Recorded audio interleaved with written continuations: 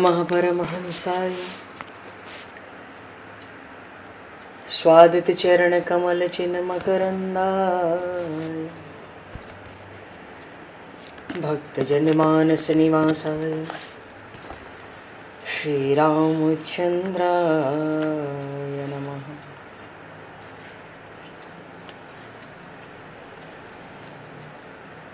वंदे विदेहतनया पदपुंडरीकं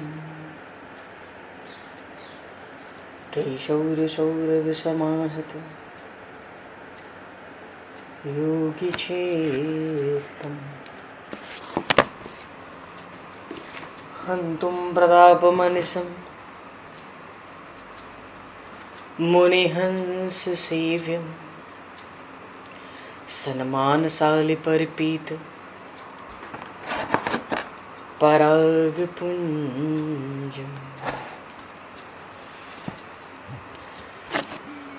यत्र यत्र रघुनाथकीर्तनं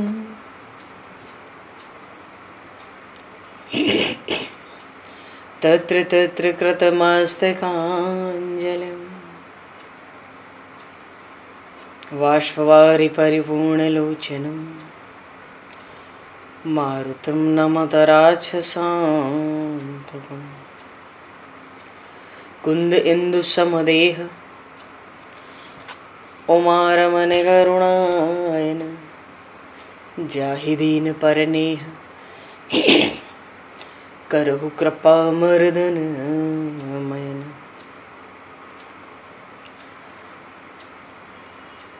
प्रहलाद नारद पराशर पुंडरीक व्यासे अम्बरीश शुक शौनक भीष्म दालभान रुक्मांगद अर्जुन वशिष्ठ विभीषणादीन एतानहं परम भागवतान् नमामि।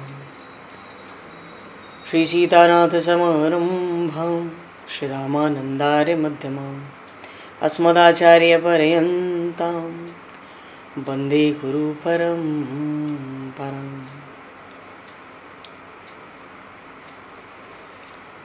वर्णानामर्थ संज्ञानां रसानां छन्दसामपि मंगलानां च कर्तारो वन्दे वाणी विनायकौ।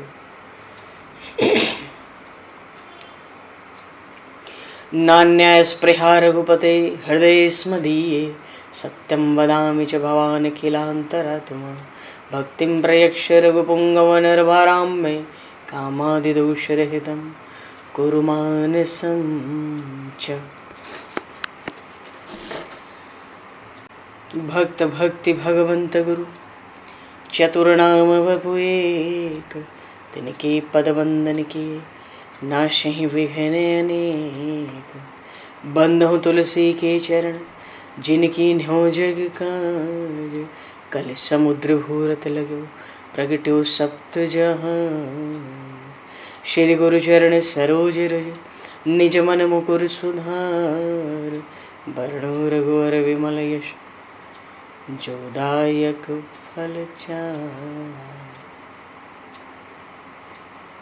हरिशरण श्री राम जय राम जय जय राम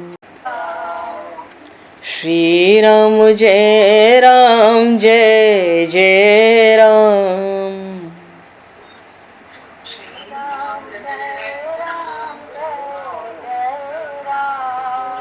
श्री राम जय राम जय जय राम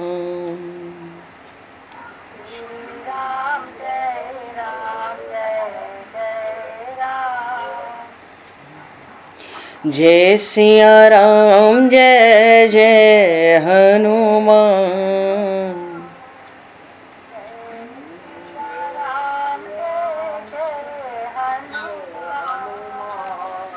श्री गुरु रामानंद भगवान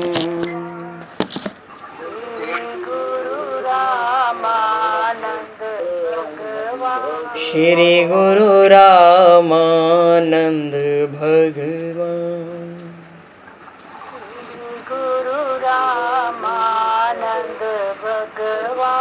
श्री राम जय राम जय जय राम। श्री राम जय जय राम। जय सिया राम जय जय सिया राम। जय सिया राम जय जय सिया राम। जय सिया राम जय जय सिया राम। जय सिया राम जय जय सिया राम। बोली सियावर रामचंद्र भगवान की जय। संपूर्ण राम दरबार की जय। श्री अवध मिथिला धाम की जय। श्री बांके बिहारी लाल की जय। 84 कोस ब्रजमंडल धाम की जय। श्री रामचरितमानस जी महाराज की जय। श्रीमन्नाम महाराज की जय। श्री पंडरीनाथ भगवान की जय। कली पावन अवतार गोस्वामी तुलसीदास जी महाराज की जय। सब संतन की जय, सब भक्तन की जय, समस्त वैष्णवन की जय, समस्त पूर्वाचार्य चरणन की जय, समस्त संप्रदाचार्यन की जय। श्री सद्गुरुदेव भगवान की जय। गंगा मैया की जय, जमुना मैया की जय, सरजू मैया की जय, गौ माता की जय, तुलसी माता की जय, पृथ्वी माता की जय, एकाशी महारानी की जय। जय जय श्री सीताराम, जय जय श्री राधेश्याम। नमः पार्वती पते हर हर महादेव। हरिशरणम। अनंत कोटि ब्रह्मांड नायक सर्वेश्वर पूर्ण परात्पर ब्रह्म असंख्य कल्याण गुणगणलय भक्तवांशा कल्पतरु शरणागत वत्सल भक्त वत्सल दीनबंधु दया सिंधु श्री कौशल्य आनंद वर्धन श्री दशरथ नंदन श्री जानकी कंठभूषण भगवान श्री सीताराम जी महाराज की असीम कृपा करुणा से श्री हनुमान जी महाराज की परम पावन भावमयी सन्निधि में महापुरुषों की भावमयी उपस्थिति में एवं आप सभी श्रद्धालु भक्त वैष्णवों की मंगल सन्निधि में मानव जीवन का सर्वोत्कृष्ट फल भगवत गुणगान भगवत कथा का आनंद हम सभी श्री राम कथा के माध्यम से प्राप्त करने जा रहे हैं। सर्वप्रथम आप सभी भक्त जनों के श्री चरणों में भगवत भाव से सादर वंदन सादर नमन। आप सभी को यथा योग्य जय सिया राम, जय जय श्री राधे हरि श्याम, जय श्री राम।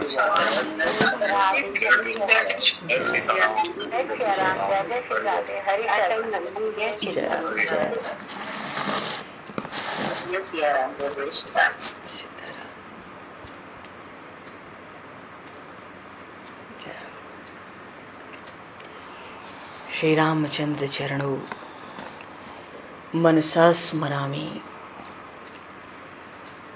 श्री रामचंद्र चरणों वचसा गृणामि। श्री रामचंद्र चरणों शिरसा नमामि। श्री रामचंद्र चरणों शरणं प्रपद्ये।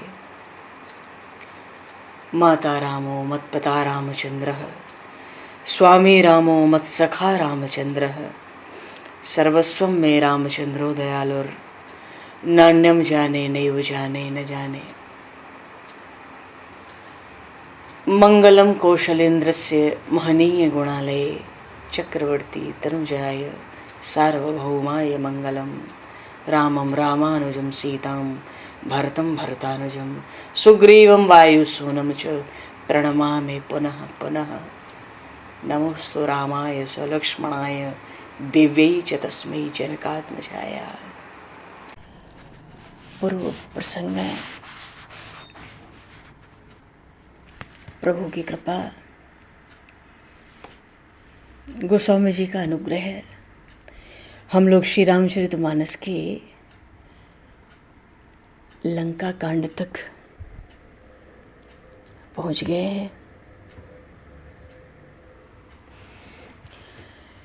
कल लंका कांड का आरंभ हुआ, भूमिका बनी और उसी भूमिका में समुद्र के ऊपर सेतु का निर्माण भी हो गया। बोलिए श्री राम राजा सरकार की जय।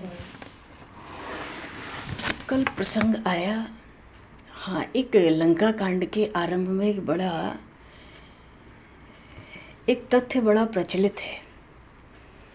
वो तथ्य ये है कि जब गोस्वामी जी ने सुंदरकांड संपूर्ण कर लिया रामचरितमानस का, तो लंका कांड को लिखने की उनकी हिम्मत नहीं पड़ी। हिम्मत क्यों नहीं पड़ी? क्योंकि ये युद्ध का कांड है, मानो राक्षसों का संहार हो रहा है। ये जो लंका कांड में एक आरंभ में जो पहला दोहा आया, लव निमेष परमाणु जुग बरस कल्प सर चंड भजसे न मन तेहि राम कह काल उजास को दंड।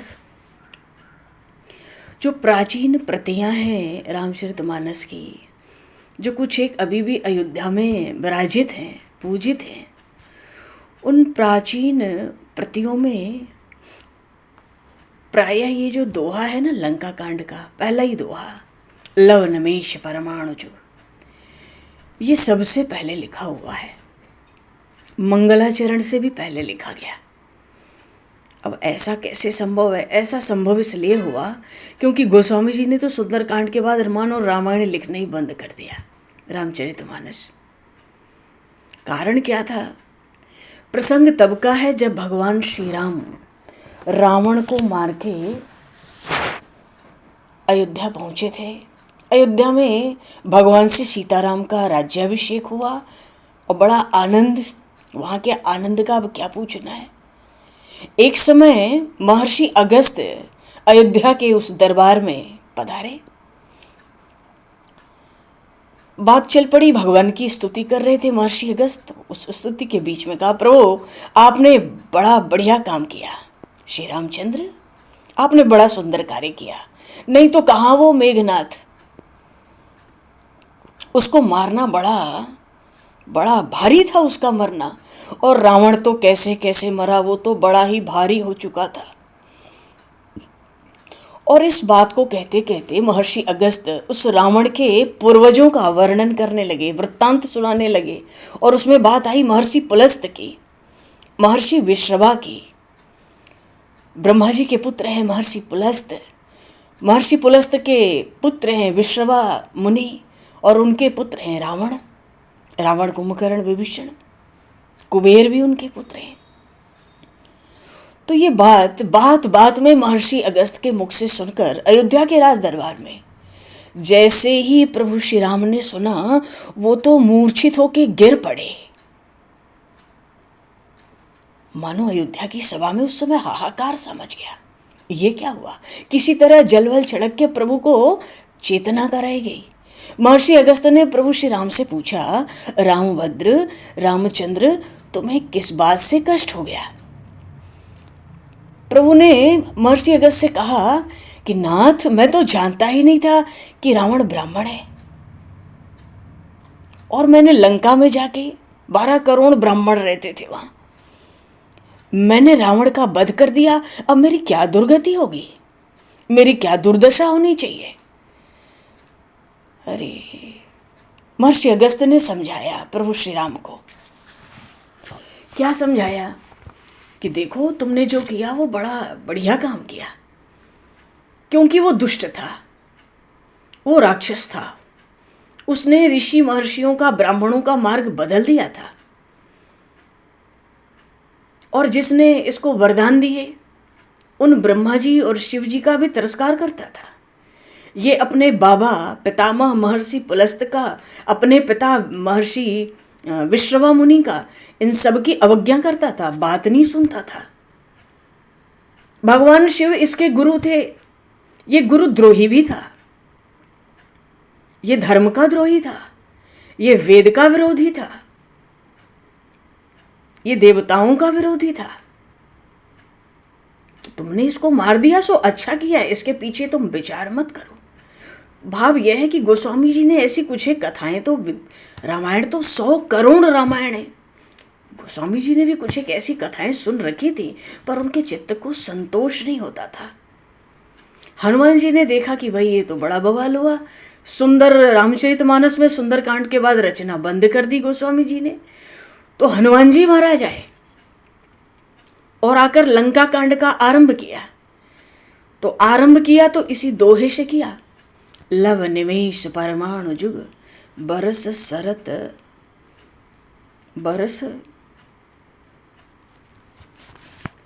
बरस कलप सरचंड और भजसी न मन तेहि राम कह काल जास को दंड। गोस्वामी जी ने देखा कि लंका कांड के आगे, मानो सुंदरकांड के आगे ये दोहा लिखा है, तो इस दोहे का अर्थ क्या है? ये बड़ा विचित्र हुआ है। इसका भाव ये है, हनुमान जी क्या लिखना चाहते हैं कि अरे राम जी को क्या केवल क्षत्रिय कुमार हैं? क्या वो रावण को मारने वाले कोई बस राजा हैं? उनके हाथ में तो काल का धनुष है। और लव निमेष परमाणु जुग बरस सरत बरस कलप सर चंड। हनुमान जी कह रहे हैं देखो, परमाणु किसको कहते हैं? समय का सबसे छोटा हिस्सा। जैसे हम लोग कहते हैं 1 सेकेंड, उससे भी बहुत छोटा। काल की, समय की जो सबसे छोटी गति है उसको परमाणु कहते हैं। निमेष किसको कहते हैं? जितने देर में हमारी पलकें गिरती उठती हैं। लव किसको कहते हैं? हाथ में हमने सुई ले ली और कमल के पत्ते को हम छेद रहे हैं सुई से, तो जितने समय में सुई से कमल का पत्ता छिदता है उस समय को लव कहते हैं। ऐसे ही बरस होता है, जैसे हफ्ते में 7 दिन होते हैं, 60 बरस होते हैं, निरंतर घूमते रहते हैं। जुग, अब कलयुग 4,43,000 वर्ष का, उसका दुगना द्वापर 8,32, उसका दुगना त्रेता 12,56,000 वर्ष, और उससे उसका 4 गुना कर दो कलयुग का तो सतयुग 17,28,000 वर्ष। तो ये तो युग है, वर्ष हैं, युग है। ऐसे ही कल्प, 1000 बार चारों युग बीतते हैं तो एक कल्प होता है, ब्रह्मा जी का 1 दिन या ब्रह्मा जी की 1 रात। तो ये जो इतने छोटे से लेके बड़े तक का समय है, बात यह है कि इसी में सबकी आयु होती है, सबकी मृत्यु इसी समय में होती है। छोटे छोटे कीटाणु होते हो तो परमाणु में ही खत्म हो जाते हैं, कुछ निमेष में मृत्यु हो जाती है, कुछ की लव के समय में मृत्यु हो जाती है, कुछ बरस जी जाते हैं, कुछ युगों में जीते हैं, कोई कल्प में जीतते हैं। काकभुसुंडी जी कहते हैं बीते कल्प 7 अरुबीसा। गरुण जी से काकभुसुंडी जी ने कहा उत्तरकांड में, गरुण जी पूछते महाराज ये आप कब से बैठ के कथा कर रहे हो? काकभुसुंडी जी ने कहा बीते कल्प 7 अरुबीसा, मानो 27 कल्प से कथा कर रहा हूँ, मानो 27 ब्रह्मा आके मेरे सामने चले गए। तो किसी की आयु कल्प में भी है। तो ये जो समय है ना, छोटे से लेके बड़े तक, ये तो भगवान श्री राम का, हनुमान जी कहते बाण है। तो धनुष क्या है? पूर्ण काल, काल ही उनका, काल जासु को दंड, काल ही उनका धनुष है। और उस धनुष से ये बाण छोड़ते हैं, क्योंकि ये काल के भी महाकाल है। ये केवल राजा राम तो है नहीं, ये तो समस्त अनंत कोटि ब्रह्मांड के नायक है। समस्त ब्रह्मांडों की सृष्टि, प्रलय, संहार, पालन इनके भ्रकुटी के विलास से होता है। मानो हनुमान जी महाराज गोस्वामी जी को इस दोहे को लिख के समझाना चाह रहे थे कि जो श्री राम काल का छोटे बड़े समय का बाण चढ़ाकर काल रूप से सबको मारता है। छोटी सी स्वर्ण की लंका अगर उन्होंने एक बाण चढ़ा के मार दी तो कौन सी बड़ी बात है? तो भजसी न मन तेहि राम का, केवल उस राम का भजन मत करो जो राजा राम है।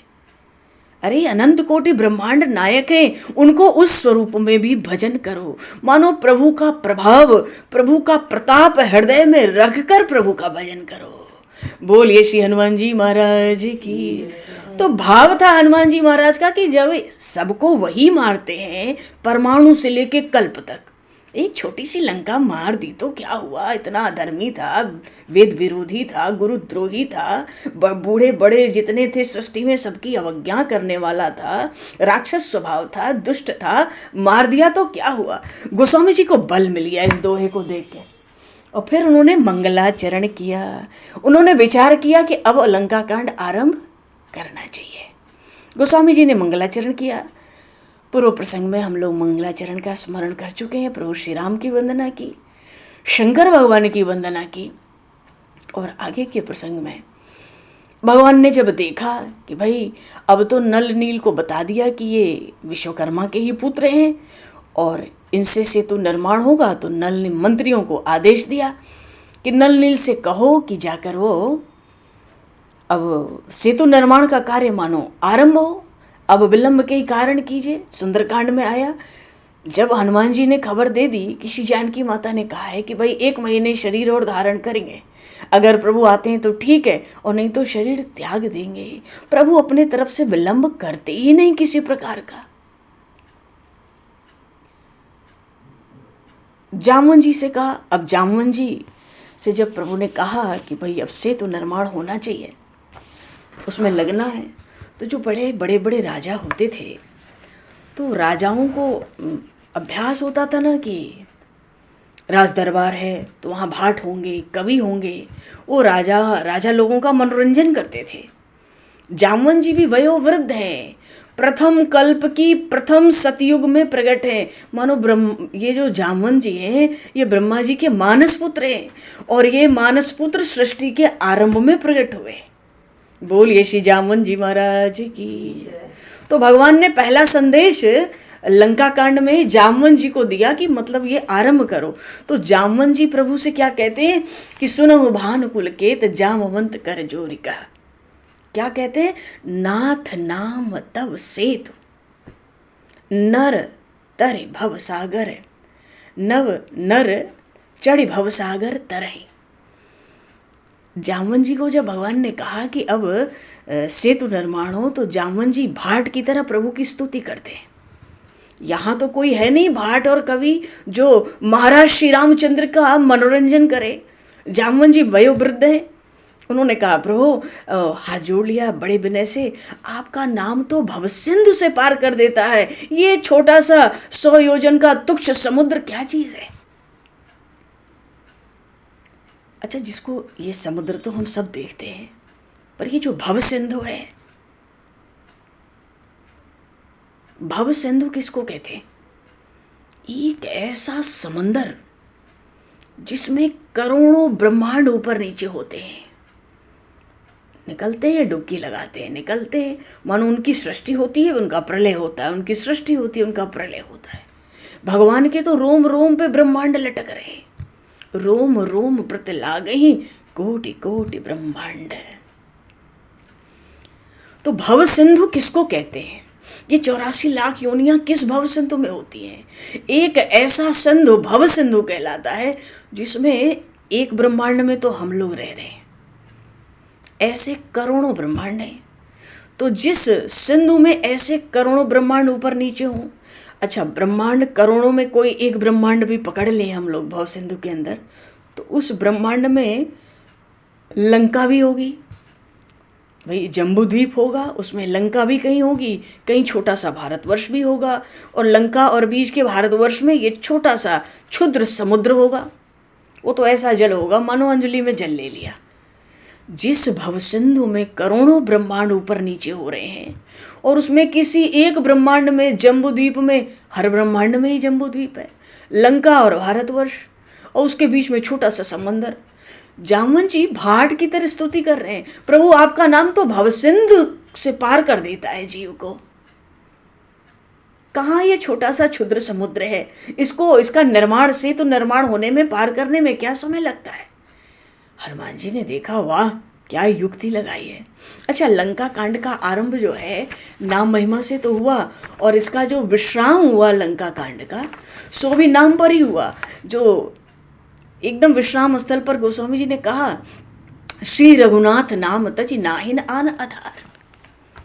भगवान के नाम को छोड़कर जीव भवसिंधु से पार हो जाए, 84 लाख योनि से निकल जाए, दूसरा आधार नहीं है।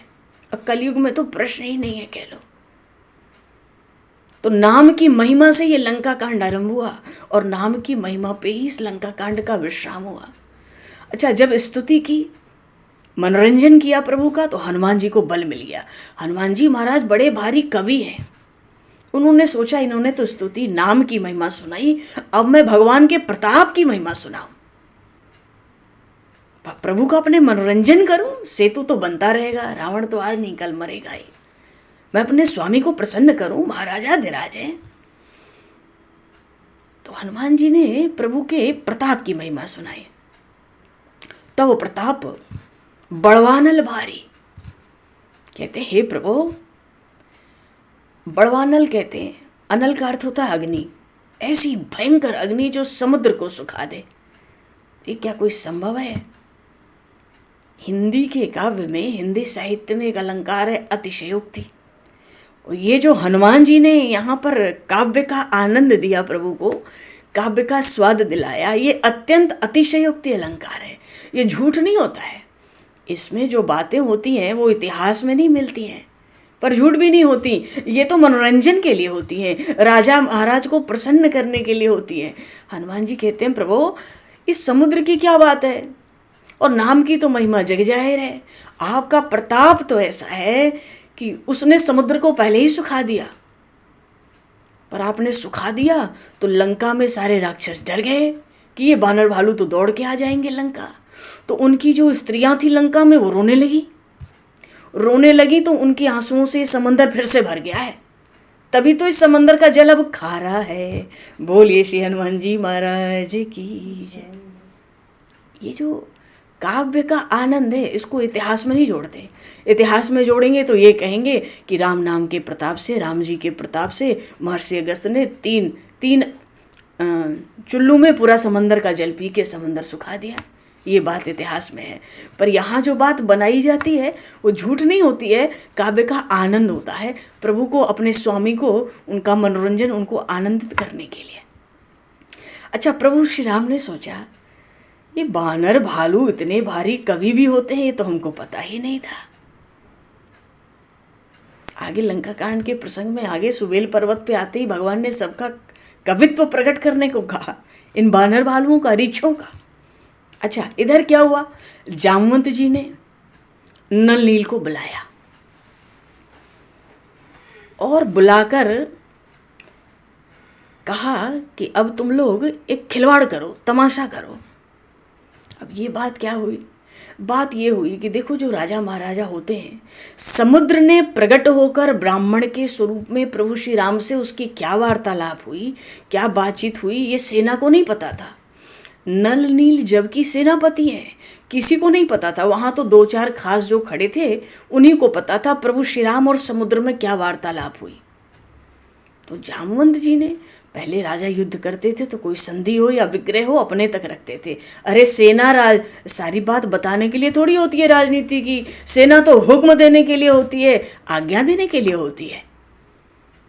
तो सेना को ये बात पता नहीं थी। जामवंत जी ने नल नील को बुलाया और उनको पुरानी कथा सुनाई कि तुम लोग को बचपन में श्राप की तरह वरदान ही मिला था, जो चीज फेंकोगे समंदर में वो डूबेगा नहीं। बड़े प्रसन्न हुए नल नील, याद भी आ गई बात की कि हाँ ठीक बात है, हम छोटे थे तो ऋषि मुनियों के शालिग्राम, शिवलिंग, अन्यान्य सब उठाकर हम नर्मदा में फेंक देते। उन्होंने श्राप दे दिया, तुम्हारा स्पर्श किया हुआ पत्थर डूबेगा नहीं, तो चलो अब पुल बनेगा। जामवंत जी ने कहा पुल बनेगा तो ये तो एक कौतुक होगा। जामवंत जी कहते हैं, जामवंत बोले दो भाई, नल नील ही सब कथा सुहाई, और राम प्रताप सुमिर मन माही। हृदय में राम जी के प्रताप का स्मरण करो, फिर कोई परिश्रम नहीं होगा। तो कौतुक करो, कौतुक एक भालु कप करहि। कौतुक का अर्थ होता है खिलवाड़। देखो, रावण ने अपने जीवन में 2 कार्य बहुत विशेष सोच के रखे थे कि हम करें, पर वो कर नहीं सका। करना तो दूर, उन योजनाओं का पूर्व रूप भी वो तैयार नहीं कर पाया। एक चाहता था कि समंदर के ऊपर पुल बना दूं, और दूसरी बात रावण चाहता था कि पृथ्वी से स्वर्ग तक की सीढ़ियां बना दूं। पर रावण अपने जीवन काल में ये दोनों कार्य नहीं कर सका। आज जामवन जी कहते हैं, कौतुक एक भालू कपि करे। तुम लोग खिलवाड़ करो। क्या खिलवाड़ करना है? रा और म लिख लिख के पत्थर फेंको, पर्वत फेंको, बड़े बड़े वृक्ष फेंको। हनुमान जी ने उपाय सुझा दिया, रा और म लिखो, ये चिपकते जाएंगे सहज चुंबक की तरह, और सेतु निर्माण हो जाएगा। अच्छा, ये जो सेतु निर्माण हुआ, जामवंत जी तो वयोवृद्ध हैं, सृष्टि के प्रारंभ से हैं, तो उन्होंने ये क्यों कहा कि तुम लोग खिलवाड़ करो? भाई खिलवाड़ करोगे तो दो चार काम होंगे, क्योंकि जब अपने नहीं करना है, अपना पौरुष लगना ही नहीं है, बल लगना नहीं है, तो खिलवाड़ ही हुआ ना। तो नाथ ये बल पौरुष किसका लगेगा समुद्र के ऊपर पुल बनाने में? प्रभु श्री राम का प्रताप, राम प्रताप सुमेर मन माहे। हम लोग के लिए तो खिलवाड़ है। मानो जामवन जी कहते हैं कि अरे नल नील वानरों, तुम लोग को तो बड़ी बहादुरी का काम करना है, क्योंकि आगे लंका जाना है। लंका में राक्षसों से युद्ध होगा। क्या वो साधारण युद्ध होगा? तो आगे तो बहादुरी का कार्य तुम लोग करोगे। अभी तुम लोग एक तमाशा करो, एक खिलवाड़ खेलो। हम बताते हैं, ऐसे ऐसे पत्थर रा और माँ लिख लिख के समंदर में डालो और सेतु बनने दो। तो सेतु बनने से लाभ क्या होगा? तो सबने तो रामचरण पंकज मन धरो, सबके हृदय में जब ये पर्वत और वृक्ष लेने गए तो सबने हृदय में प्रभु के चरण कमल बसा लिए। मानो उसी का स्मरण, उसी का चिंतन करते हुए ये बड़े बड़े वृक्षों को और बड़े बड़े पर्वतों के शिखरों को गेंद की तरह सहज उठा लाते थे।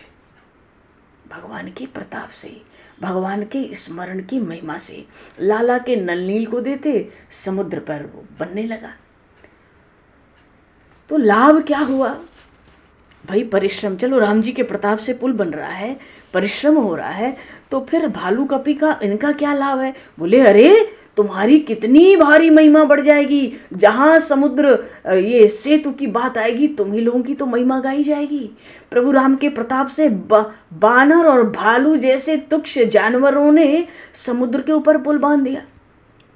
बोले जामवन जी से बानर बोले, महाराज और क्या लाभ होगा? बोले जो इस चरित्र को गाएगा वो तो भव सिंधु से निश्चित पार हो जाएगा।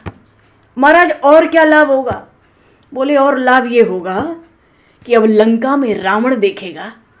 रावण क्या मतलब? वहां जो राक्षस हैं, जो लंका नगरी है, जो रावण की प्रजा है, अब वो देखेगी कि रावण के सिर पे कितना चमत्कारिक शत्रु आया है। क्योंकि रावण तो जन्म भर में ये योजना पूरी नहीं कर सका, और इन श्री राम ने 3 से 5 दिन में, कहीं कहीं रामायण में 3 दिन की बात आती है, कहीं कहीं 5 दिन का प्रसंग आता है, इन श्री राम ने 3-5 दिन में समुद्र के ऊपर पुल बांध दिया। तो रावण की लंका में जो राक्षस हैं,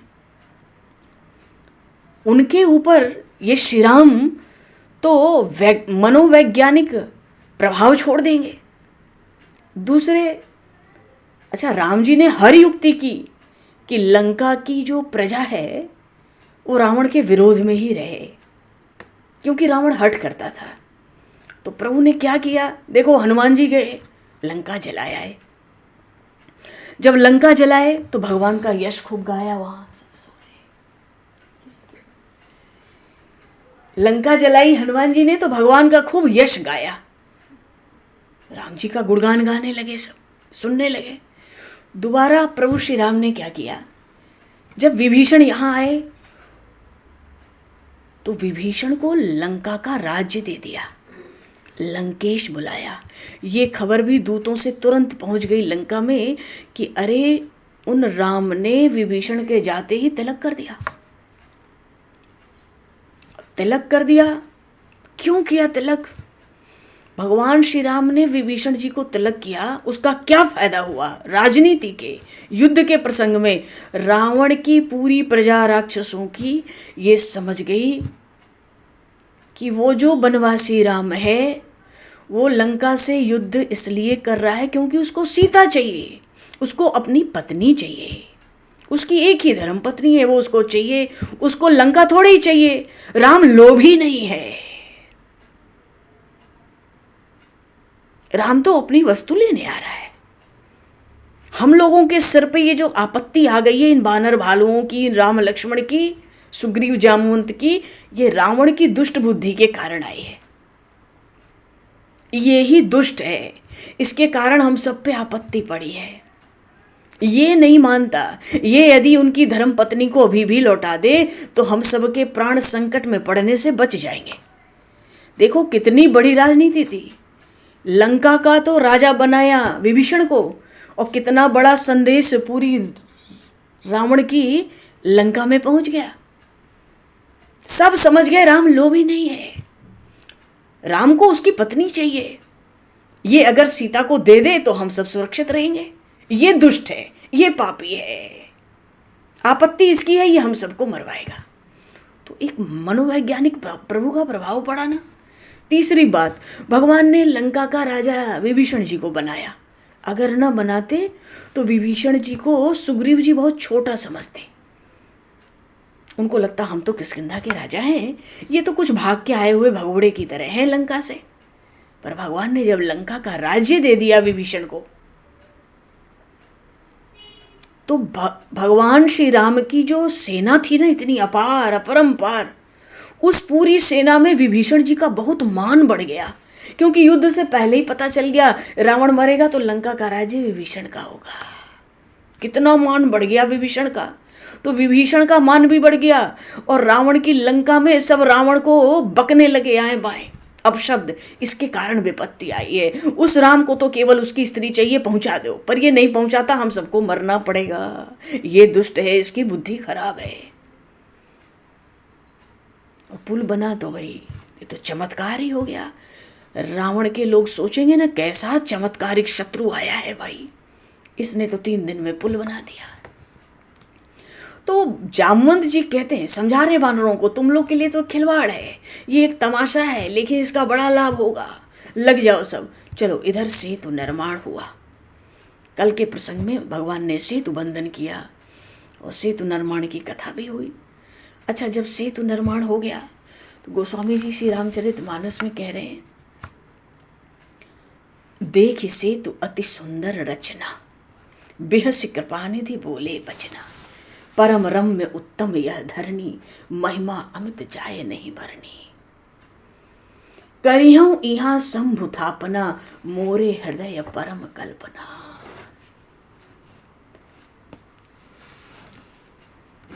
जब सेतु निर्माण हो गया तो भगवान राम कहते ये तो स्थान बड़ा दिव्य, बड़ी महिमा इसकी होगी, पर सेतु पर चढ़े नहीं प्रभु, कोई चढ़ा नहीं वानर भालू लंका की यात्रा के लिए। क्यों नहीं चढ़े?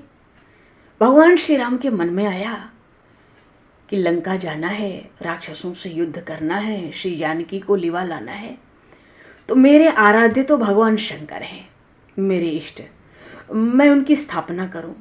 अच्छा, प्रभु ने कोई आज विचार किया हो सो बात नहीं है। देखो जब से वनवास में चले, गंगा का तट हो, जमुना का तट हो, हर जगह प्रभु ने पार्थिव शिवलिंगों का निर्माण किया, एक नहीं 11 रुद्रों के लिए, और भगवान पूजन करते बढ़े हैं। आज इतना बड़ा कार्य हुआ तो भगवान ने सोचा अपने आराध्य का विधिपूर्वक पूजन करके चलना चाहिए। तो प्रभु ने कहा, मोरे हृदय परम कल्पना, मानो कोई संकल्प ही प्रकट हो गया। क्या? भगवान शिव की स्थापना होगी, उनका पूजन करूंगा, फिर चलूंगा लंका। बात ये थी, प्रभु ने स्पष्ट कहा सबके बीच में कि लंका पर विजय मिले, इस कामना से भगवान शिव की स्थापना करके पूजन करूंगा। बोलिए श्री राघवेंद्र सरकार की। ये तो लीला है प्रभु की, जो कहना, उनको तो केवल बहाना चाहिए भगवान शिव के पूजन का। तो भाई बानर क्या समझें, क्यों पूजन कर रहे हैं? तो बानरों का भी तो उत्साह बढ़ेगा अगर प्रभु ऐसे कह देंगे कि लंका विजय की कामना के लिए मैं स्थापित करूंगा यहाँ पे एक शिवलिंग का विग्रह। बड़ा उत्साह आ गया, अरे वाह, हमारे प्रभु अनुष्ठान करेंगे इतना बड़ा। हाँ, सबने कहा भाई वो शिवलिंग का विग्रह कहाँ से आएगा? तो उसमें ज़्यादा कोई विवाद नहीं था, सबका स्वर समान था, नर्मदेश्वर महादेव आएंगे। कहाँ से आएंगे? प्रभु श्री राम ने हनुमान जी को संकेत कर दिया, कैलाश चले जाओ, उन भगवान शिव से ही उनका कोई शिवलिंग का विग्रह ले लेना और आ जाना। तो रात होने वाली थी, मानो शाम को 8, साढ़े 8, 9 बज रहे थे। हनुमान जी कैलाश चले गए। हनुमान जी जैसे ही कैलाश गए शिवलिंग लेने, भगवान का दूसरा प्रश्न था, अनुष्ठान तो होगा, इस अनुष्ठान का आचार्य कौन होगा? आचार्य का अर्थ होता है वो बड़ा ब्राह्मण जिसकी सन्निधि में जो इस अनुष्ठान को पूर्ण कराएगा। वो पंडित ब्राह्मण चाहिए ना।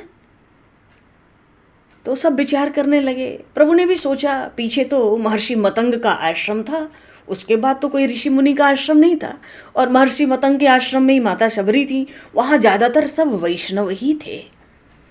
कोई बहुत बड़ा वेदज्ञ ब्राह्मण आचार्य रूप में मिले उसकी संभावना बहुत कम थी, नहीं के बराबर थी।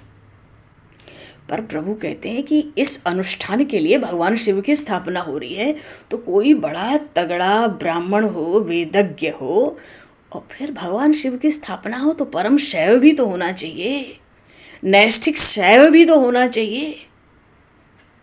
लोग विचार कर रहे थे किसको बुलाएं, किसी का दिमाग। प्रभु ने तुरंत कहा, दशग्रीव बहुत बड़े ब्राह्मण हैं, बड़े भारी वेदज्ञ हैं, और देखो ना भगवान शिव के महान भक्त हैं। सब चौंक गए। सुग्रीव जी को बहुत बुरा लगा। स्वामी, अब क्या आप अपने इस अनुष्ठान के लिए उस दशग्रीव रावण को अपना आचार्य बनाएंगे? प्रभु ने कहा, दोष क्या है? अरे वो महर्षि पुलस्त का पौत्र इतना क्षुद्र नहीं है कि यहां पर आकर भी कोई कपट का आचरण करेगा। विभीषण जी ने पुष्टि कर दी कि स्वामी आप ठीक कहते हैं, लंकापति रावण का स्वभाव भी बड़ा अद्भुत है। किस विषय में वो कब क्या निर्णय लेता है ये कोई जानता भी नहीं है।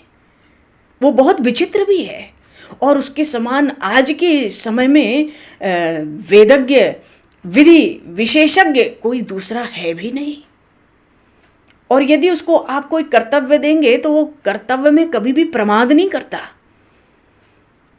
बहुत बढ़िया से काम कर सकता है। मैं इसमें कोई दोष नहीं देखता हूं।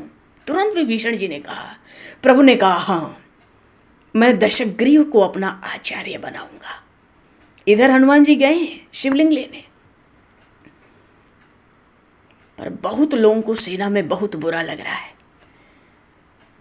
प्रभु ने कहा, दूत बनकर कौन जाएगा निमंत्रण पत्र लेकर? प्रभु ने सबकी ओर देखा, दृष्टि जामवन जी पर गई, स्थिर हो गई। जामवन जी? हाँ, महर्षि पुलस्त ब्रह्मा जी के पुत्र हैं, तो ब्रह्मा जी के मानस पुत्र जामवंत भी तो है। मानो उस दशग्रीव के तो बाबा की तरह हैं, पितामह। बड़ा सम्मान करेगा दशग्रीव, और इनके साथ कोई अनुचित व्यवहार भी नहीं करेगा। वो साहस नहीं कर सकता इनके साथ कुछ भी धृष्टता करने की। प्रभु ने क्षण मात्र में संकल्प कर दिया, आप जाएं। जामवन जी लंका आ गए। बोलिए श्री जामवन जी महाराज की जय। लंका आ गए, और लंका आए तो अब तो अभी तो बानर आया था हनुमान, अब रीछ आया है। और पता है जामवन जी का शरीर कैसा था? कुंभकर्ण की तरह, कुंभकर्ण से थोड़ा छोटा, मानो सैकड़ों पहाड़ की तरह ऐसा शरीर। जामवंत जी लंका पहुंचे, झट आतंक फैल गया, सारे राजमार्ग सोने पड़ गए। कहीं कोई मिल जाता तो वो इतना भयभीत होता, मौन रहता और इशारा कर देता कि माने राजमार्ग मतलब ये रावण का दरबार इधर है। जामवन जी को किसी से कुछ पूछने की आवश्यकता नहीं पड़ी। रावण के राज दरबार पर पहुंचे, द्वार पर द्वारपाल से कहा, दशग्रीव को खबर करो। तो क्या खबर करो? इक्ष्वाकु गोत्रीय महाराज चक्रवर्ती महाराज दशरथ के ज्येष्ठ पुत्र श्री राम का दूत बनकर उन ब्रह्मा का मानस पुत्र जामवंत आया है। वो दूत तो दौड़कर, डर के मारे दौड़कर भगे। रावण से कहा, भय से पसीने से लथपथ हो रहे, इतना भय। रावण ने सुना, जामवंत रावण खुद चला आगे।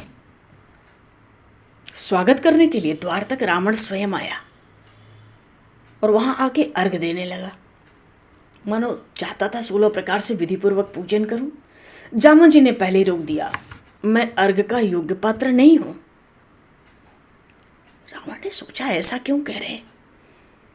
उन्होंने कहा, जामवन जी ने, मैं इस समय इक्ष्वाकु गोत्रीय दाशरथी श्री राम का दूत हूं। मानो दूत बन के आया हूं तो पूजा क्यों करते, वो भी तुम्हारे शत्रु का दूत। छल कपट थोड़ी करने आया हूं, सच्ची बात बताऊंगा। और जब कहा कि मैं इक्ष्वाकु गोत्रीय दाशरथी श्री राम का दूत बनकर आया हूं, उन्होंने कुछ संदेश भिजवाया है, वो मैं तुमको सुनाना चाहता हूं। और उन श्री राम ने तुमको सादर प्रणाम कहा है।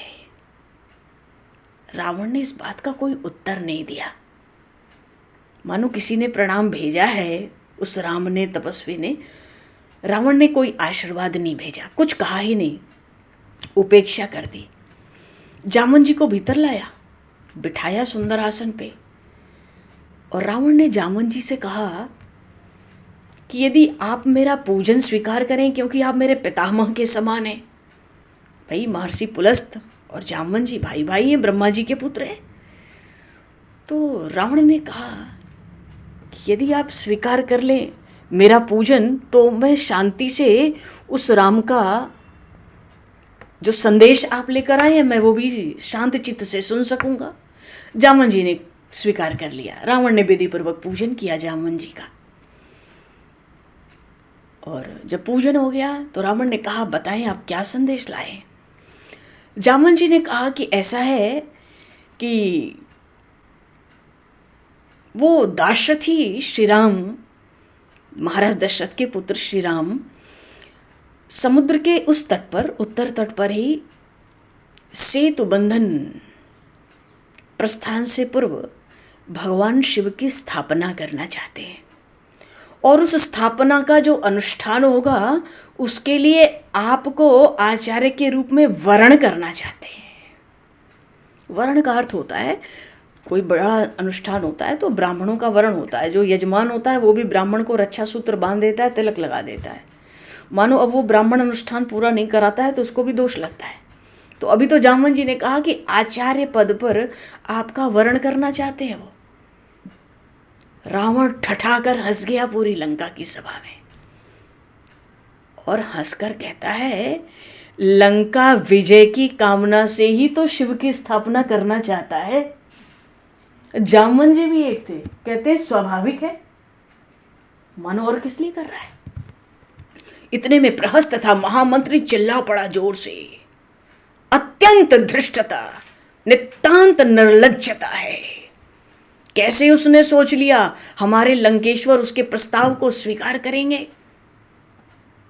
और रावण ने प्रहस्त को फटकार लगाई दरबार में, मूर्ख, जीवन में प्रथम बार किसी ने रावण को ब्राह्मण समझा है, किसी ने रावण को वेदज्ञ समझा है, किसी ने रावण को आचार्य पद देना निश्चित किया है। अरे भारतवर्ष की भूमि पर परम प्रशंसित जो मेरे पितामह महर्षि पुलस्त हैं, उनके भाई महर्षि वशिष्ठ का जो यजमान है, और वो यजमान अपने आराध्य की स्थापना करना चाहता है। रावण इतना क्षुद्र नहीं है। जामवन जी से रावण ने कहा, लंका विजय के लिए कर रहा है ना अनुष्ठान, उसको कहना। दशग्रीव रावण ने उसका निमंत्रण स्वीकार किया।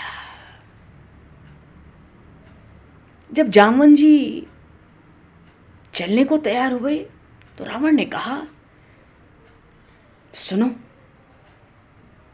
इतने बड़े आचार्य को उसने अपने अनुष्ठान में निमंत्रण दिया है, तो मुझे भी तो देखना है कि मेरा वो यजमान उचित अधिकारी है कि नहीं। जामवन को बात एक झटके में समझ नहीं आई।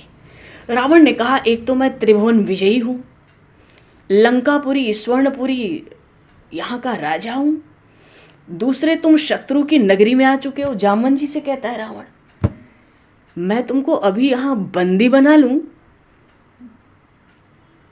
तो मेरा यजमान तुम्हारी रक्षा कैसे करेगा? भाई जितना बड़ा आचार्य ब्राह्मण पूजा के लिए बुलाते हैं तो उसकी दान दक्षिणा स्वागत सत्कार भी तो उतना बड़ा होता है। तो रावण कहता है आचार्य तो इतना बड़ा उसने बुलाया, अधिकारी कितना उचित है, यदि मैं तुमको बंदी बना लूं? अरे अब तो जामवन जी ठठा कर हंसे हैं राज दरबार की सभा में और कहते हैं राक्षस राज, तुम्हारे संपूर्ण लंका के राक्षस मुझे बंदी नहीं बना सकते। रावण ने देखा क्यों? जामवन जी कहते हैं रामवन जी का तो बल अपने में ही था, पर बात यह होती है जब हनुमान जी जाते हैं तो राम जी का गुण गाते हैं, अब जामवन जी आए हैं तो लक्ष्मण जी महाराज का यश फैलाना चाहते हैं। क्या कहते हैं जामवन जी?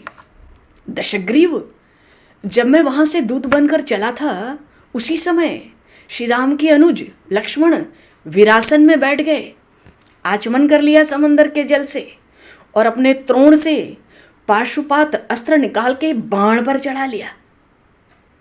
रावण चौंक गया, पाशुपात अस्त्र क्यों?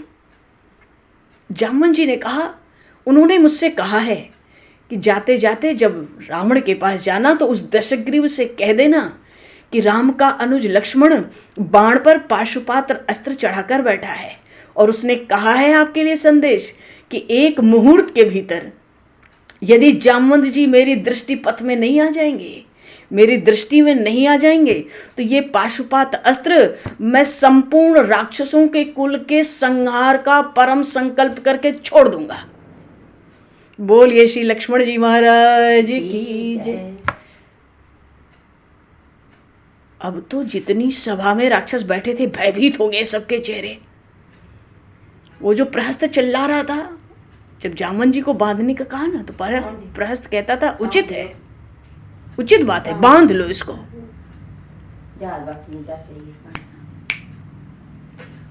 तो क्या कह रहे थे? प्रहस्त बड़ा पक्ष में था कि जामवंत को बांध लो, लेकिन जब जामवंत ने कहा कि समुद्र के उस तट पर पाशुपत अस्त्र चढ़ाकर बाण पर लक्ष्मण बैठे हैं, यदि मैं 50 मिनट के अंदर यहाँ से उनकी दृष्टि में नहीं आ गया, उनको नहीं दिख गया तो पाशुपात्र अस्त्र छूटेगा और राक्षस कुल का विनाश हो जाएगा। 2 4 10 100 50 हजार का नहीं, राक्षस कुल का। अब तो रावण कांप उठा, वो प्रहस्त पसीने से लथपथ हो गया। क्यों? ये पाशुपात अस्त्र तो रावण पर भी था, ये पाशुपात अस्त्र भगवान शिव का मेघनाथ पर भी था, फिर ये क्यों कांप उठे? इसलिए क्योंकि रावण बहुत ज्ञानी है, बड़ा पंडित। वो समझ गया कि ये जो पाशुपात अस्त्र होता है एक साथ 2 लोग इसका प्रयोग नहीं कर सकते, और जब ये बाण पर चढ़ जाता है, धनुष पर ये बाण, तो इसका कोई प्रतिकार भी नहीं होता। एक बार चढ़ जाए तो भगवान शिव भी इसको लौटा नहीं सकते। तो जब लक्ष्मण ने चढ़ाई लिया है तो अब रावण चढ़ावे या मेघनाथ चढ़ावे उसका कोई अर्थ नहीं है, वो कुछ नहीं है पाशुपात अस्त्र। तो रावण ने सोचा भाई ये तो 50 मिनट में लौटना चाहिए, नहीं तो बिना युद्ध किए ही राक्षस कुल का संहार हो जाएगा। क्योंकि रावण ने ये यश क्यों फैलाया जामवन जी ने लक्ष्मण जी महाराज का?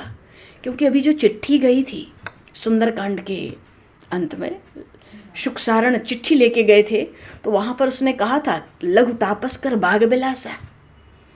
ये बहुत बढ़ चढ़ के डिंग मारता है, हाँक मारता है, खुद तो धरती पे पड़ा रहता है, बात ऐसा करता है मानो आकाश पकड़ लेगा। इतने हल्के में लिया था उसने लक्ष्मण जी महाराज को, इसलिए जामवन जी ने इस बार लक्ष्मण जी का यश सुनाया, ऐसी बात सुनाई कि सब पसीने से लथपथ होके कांपने लगे। ये उसका छोटा भाई भी ऐसा पराक्रमी है, ऐसा यशस्वी है, ये हल्के नहीं है, इस बार शत्रु बड़ा चमत्कारिक है। रावण ने कहा हाथ जोड़ता हूं, अब आप शीघ्रता करें, मन थोड़ी देर होगी तो बाण न छूट जाए, आप शीघ्रता करें, आप जाएं और जाकर राम से कहना। जामवन जी लौटते समय फिर कहते हैं उन दाशरथी श्री राम ने आपको सादर प्रणाम कहा है। रावण ने कोई उत्तर नहीं दिया, पर इतना कहा मैं आचार्य पद स्वीकार करता हूं,